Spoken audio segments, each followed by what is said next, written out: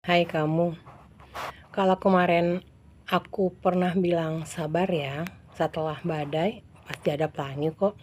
Nah, kali ini aku mau bilang sama kamu, hati-hati ya. Setelah pelangi hari ini, besok akan datang badai baru lagi. Dan tugas kita sekarang ketika pelangi ada di hidup kita harus bersiap akan badai baru yang kembali akan tiba menghampiri.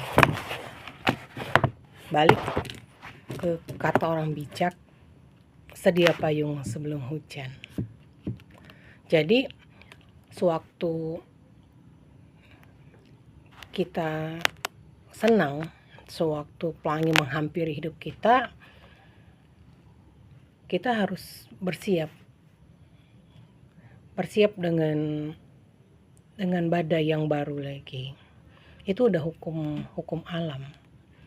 Gak selamanya hari akan panas, suatu hari akan ada musim hujan.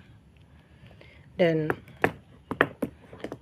payung yang aku maksud di sini akan aku ibaratkan sebagai 3 hal. Yang pertama, kanopi payung yang menuduhkan kita dari hujan kelak. Jadi kanopi itu bisa diibaratkan sebagai percaya. Kita percaya bahwa setelah badai ini pasti akan ada pelangi lagi esok kelak. Dan kanopi nggak boleh bolong. Kalau kanopinya bolong, maka air hujan akan tetap masuk dan membasahin kita. Jadi artinya percaya ya yakin pelangi akan datang setelah ini badai. Jadi nggak usah ragu, nggak usah ada keraguan, percaya aja. Ingat ya, pelangi itu ada dari air mata kita. Bukan berarti kita berdiri di tengah badai dengan memakai payung yang kokoh, tapi kita nggak boleh nangis, enggak.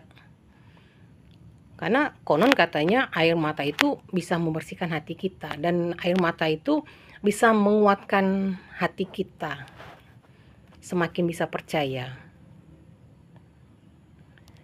Yang kedua, bagian dari payung yang kedua tuh gagang yang tempat kita berpegang. Jadi gagang di sini aku ibaratkan sebagai ikhlas akan hujan yang datang, ikhlas akan cobaan yang bakalan menerpa. Gagang pasti akan punya jarak, dan itu sama dengan waktu. Kita nggak akan tahu kapan pelangi akan muncul, tapi kita percaya setelah badai ini pelangi akan muncul kembali.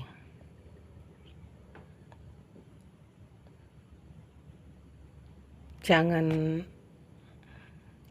lompat dari kapal. Selalu aku bilang, ketika badai datang di atas kapal yang kita tumpangi, jangan lompat.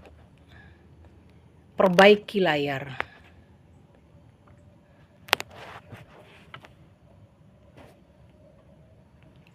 Perbaiki arah tujuan kapal mau kemana. Dan bagian payung yang terpenting itu yaitu kerangka yang menopang sehingga tuh gagang sama kanopi bisa bersatu dengan baik, sehingga ada kerangka yang biasanya kerangkanya dari besi. Dan kerangka itu aku ibaratkan sebagai doa dan usaha. Jadi doanya banyak, ya Allah cepet ya selesaikan badainya, usahanya tetap harus kekeh, harus banyak. Di waktu pelangi kita datang, di waktu rezeki dititipkan Allah, jangan lupa sedekah. Karena salah satu manfaat dari bersedekah itu bisa jadi untuk mengurangi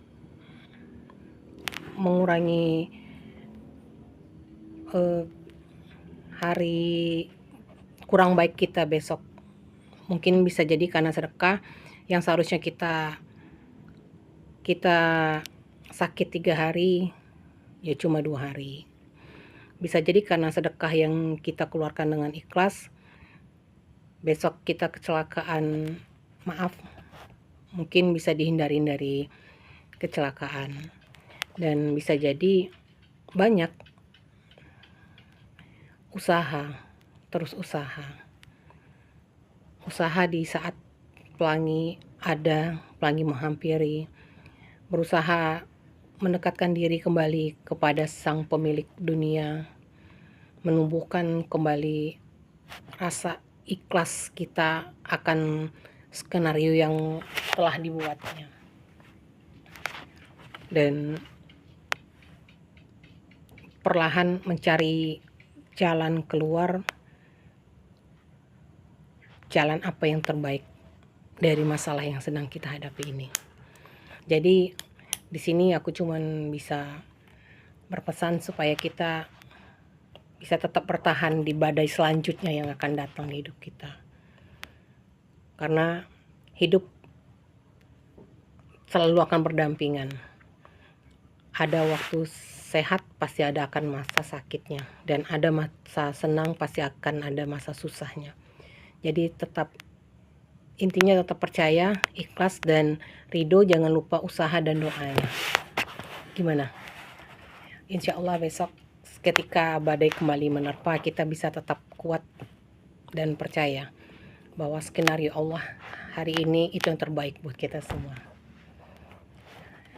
Terus sudah aku ngoceh lebih dari 5 menit ini sendirian, masak sih kalian gak mau ngikutin dan subscribe aku. Ayo dong ikutin dan tekan tombol subscribe-nya ya. Ntar kalau aku bahas satu masalah lagi dalam hidup kita, kalian gak ketinggalan. Gimana? Aku tunggu ya.